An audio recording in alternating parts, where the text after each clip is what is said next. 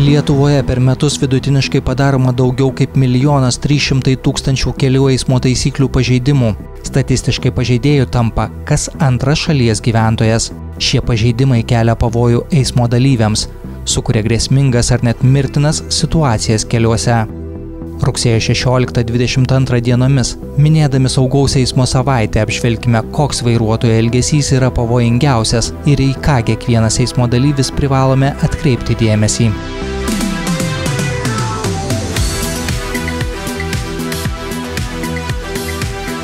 Mūsų persekiojantis nesėkmių palydovas keliuose yra greitis. Viršytas leistinas važiavimo greitis dažniausiai daromas kelių eismo taisyklių pažeidimas ir pačių skaudžiausių nelaimių, kai keliuose žūsta ir sužeidžiami žmonės priežastis. Tai pusė visų padarytų kelių eismo taisyklių pažeidimų. Per metus vidutiniškai nustatoma daugiau kaip 600 000 greičio viršijimo atvejų. Skubėjimas. Juk mes greitį viršijam todėl, kad neva kažkur labai skubam. Netgi toks paprastas atrodo visai kitoks pažeidimas, kai tu iš šalutinių kelių įvažiuoji pagrindinį kelią. Mes priežastį vardėjom kitą, tačiau tai irgi dėl skubėjimo. Paskubėjom, nesustojom, per mažai apsidairėm ir štai vyksta eismo įvykis.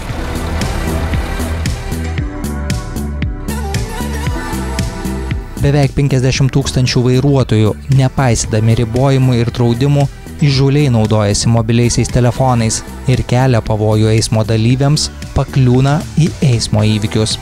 Tas pats kalbėjimas, sprendimas kažkokios kitos problemos nesusijusi su vairavimu, o paprastai, kai mes kalbam, tai yra kažkokia problema, blaško tavo dėmesį.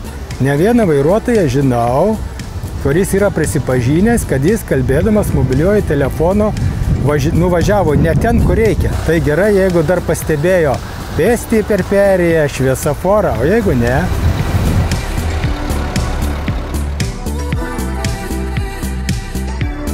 Kone 30 000 vairuotojų akiplėšiškai išvažiuoja į kelius ir gatves neturėdami teisės vairuoti. Daro tai net ir tada, kai jiems tokia teisė atimta dėl anksčiau padarytų kitų nusižengimų.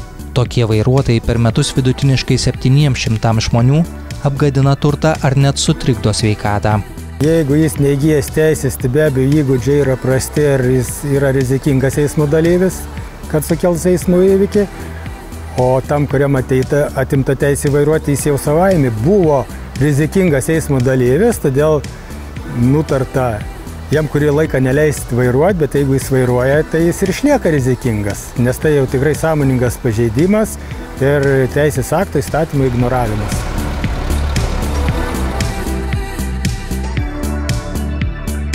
Net 23 000 vairuotojų visiškai nesirūpina savo, vaikų ir keleivių saugumu. Nesegi saugos diržų, nedėvi šalmų ir nesodina vaikų į jiems skirtas kėdutes. Nėra įpročių galiniai sėdynė, jeigu kalbam apie lengvąjį automobilį, prisisegti saugos diržus. Ir dar blogiau, nėra įpročių prisisegti saugos diržais važiuojant autobusu. Juk autobusas lygiai taip pat gali nuvirsti, gali susidurti ir tu tapsi nesaugus.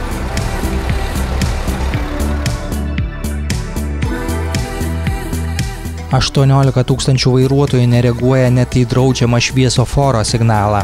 Nekreipdami dėmesio nei į kitas transporto priemonės, nei į pėsčiuosius, važiuoja toliau keliu, nesustoja ir prieš pėsčiųjų perėją. Šviesoforai išmanus, jau iš toli perspėja, kad užsidegs draudžiamas signalas, mirksi žalias signalas. Ką tada dalis vairuotojų daro, kai mirksi žalias signalas? Tai logiškai turėtų mažinti greitį. Tačiau ką jie daro? Jie didina greitį, o gal spėsiu pravažiuoti.